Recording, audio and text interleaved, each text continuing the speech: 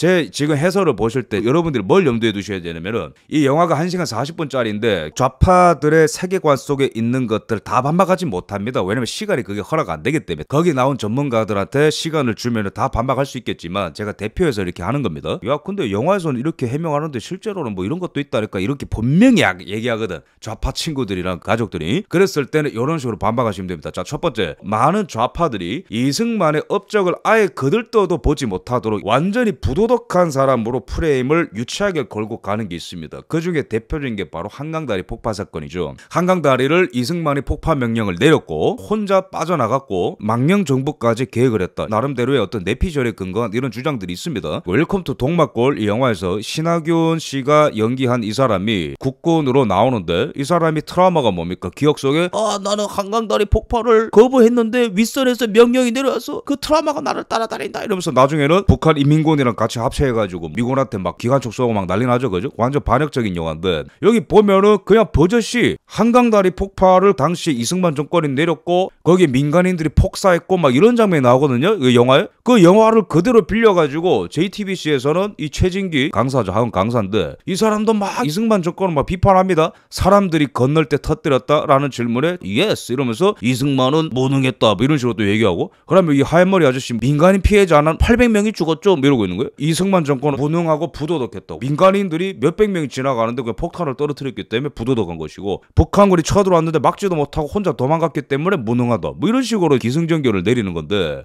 이거는 사료에 근거한 연구가 아닙니다. 이거는 제가 조목조목 반박을 하겠습니다. 대표적으로 한강다리가 폭파돼서 사람들이 도망가고 있는 사진이라고 알려져 있는 가짜 사진이 있습니다. 우리 학교 선생님이 PPT 화면에 들어줬는데 이렇게 피난민들이 건너가다가 다리가 무너져서 이렇게 막 죽고 그랬다고 떨어지는 거 봤다 뭐 이렇게 얘기하는 사람들이 있거든. 근데 그때 딱 잘라 얘기합니다. 야 그 가짜 사진이다 딱 얘기해 주면 돼. 이 사진은 뭐냐? 한강이 아니고 북한의 대동강 철교 사진입니다. 여러분들도 이거 모르시는 분들 좀 있을 거예요. 한강다리 폭파가 됐던 게 6월 28일이거든요. 전쟁 나고 3일 만에. 근데 이거는 겨울에 저 중공군이 쳐들어 내려와가지고 평양에서 사람들이 대피하는 사진입니다. 그럼 이거 누가 찍었노? 중공 기자인 맥스 데스퍼라는 기자가 찍은 사진이고 한강다리 폭파랑은 아무런 관련이 없는 사진입니다. 좌빨들은 커뮤니티 이런 거 올리고 막 놀거든요. 가짜 사진이다. 두 번째, 실제로 한강다리가 폭파된 것은 여기 오른쪽에 보이고 왼쪽에 있는 한강철교 같은 경우에는 미 공군이 7월 3일에 이제 터뜨려서 무너뜨렸는데 그때 당시에는 그럼 한강다리를 왜 끊었냐? 간단합니다. 북한의 전차는 소련군이 독일을 무너뜨릴 때 썼었던 당시의 최고 성능의 T-34 전차를 230대를 끌고 왔는데 서울을 방어하기 위해서는 일산, 고양, 그 다음에 의정부, 포천 라인을 막아야 되는데 하루 만에 다 붕괴가 됐어요. 전차가 없으니까. 28일 새벽 1시에 이미 서울에 진입을 한 거예요. 이틀 만에. 대한민국 영토가 조그맣기 때문에 수십만 되는 병사들이 그대로 내려오면은 한 달 만에 전쟁이 끝나는 게 한국 전쟁의 특징입니다. 그렇기 때문에 김일성도 처음에는 한 달 만에 끝낼 수 있다고 스탈린을 설득한 것이고 모택동이가 군사 지원을 처음부터 약속한 거거든요. 하루 이틀 차이가 굉장히 중요한 전쟁입니다. 그렇기 때문에 전쟁 전에 이미 우리나라 국군 수뇌부에서는 어떤 지침을 만들어 놨냐면은 서울에 북한군의 전차가 들어오는 순간 2시간 내에 한강교를 폭파시킨다는 매뉴얼이 있었어요. 왜? 한강교를 폭파시키지 못하면 전차들이 다 내려와가지고 끝나버리는데 그래서 그 뒤에 김홍일 장군이 이끄는 한강방어선 전투가 6일 동안 버팁니다. 그 사이 어떤 일이 있었냐면은 6월 29일에 메가더가 동경에서 날라와가지고 시찰을 하는 거고 이 미국의 스미스 부대가 7월 1일에 부산에 도착해서 오산 종미령에서 북한군이 한판 붙으면서 지연전을 또 펼쳐주는 거거든요. 근데 만약에 한강교를 폭파시키지 않고 북한군의 전차가 그냥 200대가 쑥 내려오면요 뭐 없는 거예요. 메가더의 공중 시찰도 불가능한 것이고 스미스 부대가 올라와서 2차 지연전도 못하는 겁니다. 게다가 김홍일 장군이 한강방어선에서 6일을 버텨줬기 때문에 어떤 일이 일어났습니까? 제전선에서 하루 이틀 만에 다 붕괴가 돼서 그 국군들이 다 사라진 게 아니고요. 백선엽 장군을 비롯한 일선에 있는 장군들이 패잔병들을 다 모아가지고 낙동강 방어선을 구축을 일찍 시작하거든. 그러면 결론적으로는 뭡니까? 한강교가 폭파가 전략적으로 안 됐으면 그 한국 전쟁이 쉽게 끝날 뻔했어요.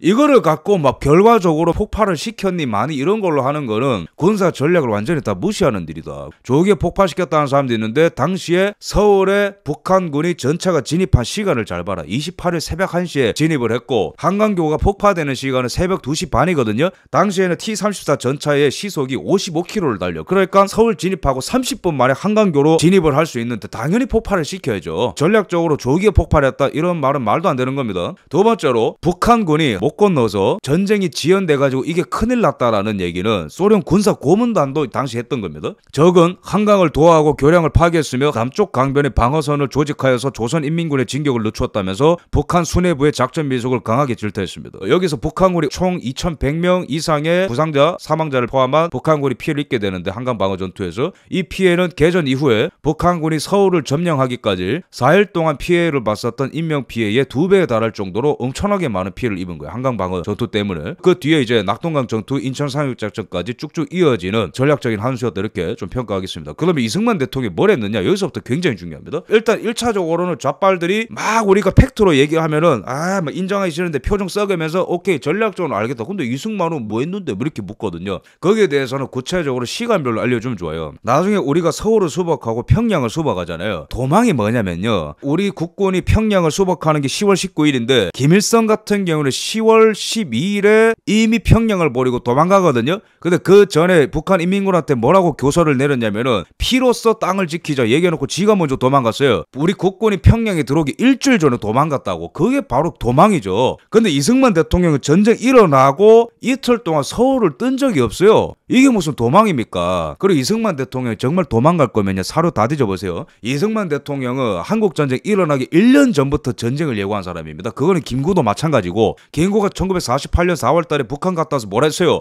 북한은 이미 전쟁할 태비를 다 마쳤다. 소련군의 모든 탱크와 전투기를 다 받아냈으니까 이승만 대통령도 그걸 알았거든요. 그러니까 이승만 대통령이 주한미군이 나간 다음에 전쟁 난다고 경고하지. 전쟁 난다는 거를 미리 알고 있는 사람이 서울에 왜 앉아있습니까? 그건 도망이 아니야. 그럼 이승만 대통령은 6월 25일 새벽에 전쟁 났을 때도 경무대에서 버티셨던 거고 26일에도 경무대에 버티신 거고, 왜? 국민들이 여전히 여기 있으니까 서울에. 그럼 이승만 대통령은 27일 새벽 4시에 왜 대전으로 가셨냐면은 그마저도 신성목 국방부 장관과 주한미 대사인 존무초 대사가 뜯어 말려서 그런 거예요. 각하께서 포로로 잡히게 되는 순간 전쟁은 바로 종료가 됩니다. 왜? 당시에는 나라가 만들어진 지 얼마 안 됐잖아요. 2년밖에 안 됐어. 그마저도 나라를 만들고 48년 10월 달엔 여순 반란 사태 일어나고, 나라 만들기 전에 제주 4.3 일어나고, 소규모 폭동 같은 것들이 계속 일어나고, 국회에도 공산주의자들이 가득하고, 군대에도 공산주의자들이 가득하고, 일반 시민사회에서도 공산주의자들이 가득했던 게 당시 형국이었기 때문에 이승만이 포로로 잡힌다? 그럼 박헌영의 말 그대로 대한민국 내에서 봉기하는 공산주의자들이 여기저기서 일어나는 거예요. 그게 걱정됐기 때문에 뜯어 말려서 새벽 4시에 겨우겨우 대전으로 이동을 하신 겁니다. 그마저도 존무초 대사의 일화에 따르면 최대한 멀리 피난시키려고 대구까지 내려보낸 거예요, 이승만 대통령. 근데 이승만 대통령이 2박 3일 동안 못 주무셨기 때문에 기차에서 잠깐 주무시고 눈을 떴는데 분명히 대전 행기차라고 들었는데 왜 대구까지 왔냐면서 노발대발 하면서 다시 대구에서 대전까지 기차를 돌리거든. 이게 무슨 도망입니까? 국군이 오는 거를 소식을 듣고 일주일 전에 도망가는 게 김일성의 도망이지. 이거는 도망이 아니에요. 그럼 이승만이 안심하라고 방송하고 도망간 거 아니 이런 얘기하는데 그것도 다 그냥 가짜입니다.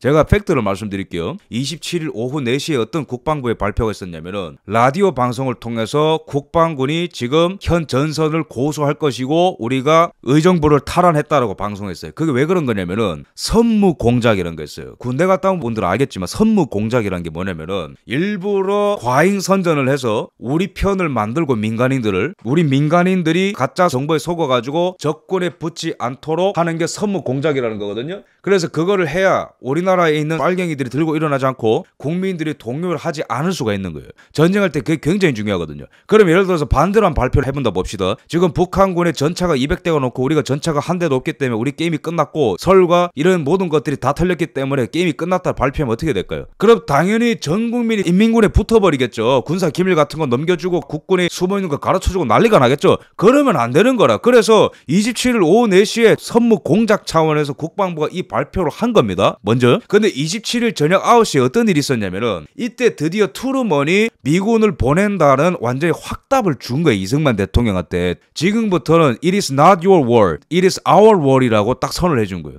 이승만 대통령이 그 얘기를 듣고 드디어 됐다. 메가더 차원에서의 그런 결제 정도가 아니고 트루먼이 미군을 보낸다는 게 확정이 됐고 유엔군이 참전한다는 게 결정이 됐기 때문에 27일 저녁 9시에 이승만 대통령이 대전에서 어떤 발표를 하게 되냐면은 유엔과 미국에서 우리를 도와 싸우기로 했다. 지금 공중과 해상으로 무기 군수품을 날라와서 우리를 돕기 시작했으니까 국민들은 고생이 되더라도 굳게 참고 있으면 적을 물리칠 수 있으니 안심하라. 이거는 당연히 대통령으로서 해야 되는 말입니다. 이런 말을 안 한다 보세요. 그러면 국민들이 동요하기 시작하는 거죠. 미군의 참전이 결정됐기 때문에 파이팅 하자, 이게 맞는 말이죠. 전쟁 지도자로서 각기 다른 발표라고 딱 선을 그어야 됩니다. 근데 여기서 문제가 생긴 게 뭐냐면은 5시간 전에 있었던 국방부의 발표랑 이승만 대통령의 발표랑 이게 어떻게 보면 내용이 약간 충돌하는 지점이 있었던 거죠. 여러분, 전쟁이 한번 터지면요, 사리 분별이 될 것 같습니까? 지금이야 우리가 후대에서 몇 날 몇 시에 전차 몇 대가 왔고 그게 파괴되지만은 당시에는 북한군이 새벽 4시에 38선을 뚫고 내려오는데 이게 전차가 몇 대인지 구분이 안 가고 우리나라 국군의 뿌락치가 몇 명이 수면는지 그것도 파악이 안 되고, 이 아비규환 속에서 일단은 국방부가 발표할 건 발표를 하는 것이고 대통령은 대통령이 할 일을 한 겁니다. 나중에 8월달이 되면은 이때는 정황이 더 어려졌어요. 대전까지 이제는 뺏길 그림이 된 거예요. 그래서 이때는 여기 오른쪽에 있는 존무초 대사가 부산으로 도망을 가셔야 된다 얘기하니까 이승만 대통령에서 뭐라고 얘기했냐면은 주머니에 있는 권총을 빼들고 나 도망 안 간다고.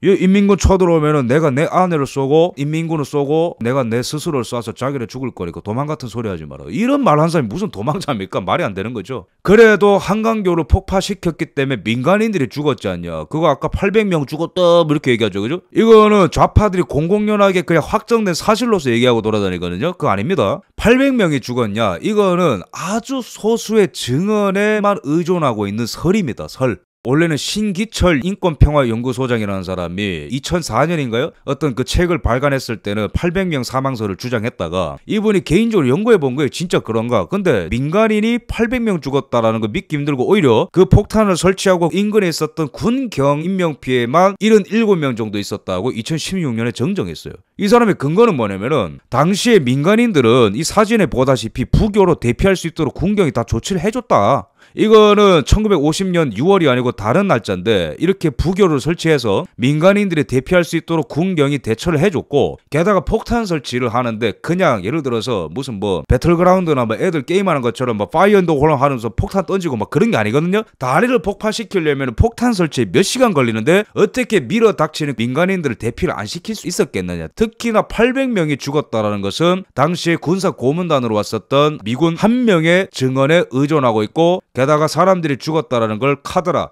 들었다, 국민들 몇 명의 음성에 의존하고 있기 때문에 800명이 죽었다? 그럼 시체들이 둥둥 떠 있어야 되는데 그 증거는 여전히 800명으로 확정하기에는 이거는 미궁이다라는 연구 결과를 발표한 거예요. 신기철이라는 사람이 2016년에. 그래서 피해자가 800명이다? 너 확정 지을 수 없다. 이승만이 시켰냐 한강다리 폭발을? 아니다. 국방부에서 당시에 육군참모총장인 최병덕이 명령을 내렸다고 일단 알려져 있고, 그마저도 최병덕이 전투 중에 사망을 했기 때문에 재판 과정에서 증언을 못했어요. 그래서 그 밑에 있는 최창식 대령이 일선의 책임자였기 때문에 사형을 당했거든요. 어쨌든 군경 피해가 77명이 나왔고 민간인 피해는 일단 물음표고, 어쨌든 인명 피해가 많이 났으니까 그마저도 최병덕 육군참모총장이 안 시켰다라고 증언하는 당시에 보호자 있었던 참모진들의 증언도 있어요. 그럼 누가 있냐? 당시에 이범석 총리, 광복궁 출신에다가 원래는 초대 국방부 장관이었거든요. 이분이 이렇게 매뉴얼을 세웠다. 아니다. 당시에 신성호 국방장관이 했는데 덤태기를 최창식 대령한테 씌운 거다. 증언이 엇갈리고 있습니다. 결론적으로는 이승만 대통령이 시킨 게 아니에요. 절대 아닙니다. 국방부 차원에서의 지침이었고 그마저도 책임을 전가한 거 아닌가라는 의심이 들 만큼 서로 증언들이 많이 엇갈린다라는 거죠. 그래서 이런 차원에서 한강다리 폭발하는 비극을 봐야 되는 거지, 정말 원색적으로 이승만이 꼭대기에서 도망가기 위해서 시켰고 혼자 도망갔고 민간인이 800명 죽었고 그것도 다 가짜라는 겁니다.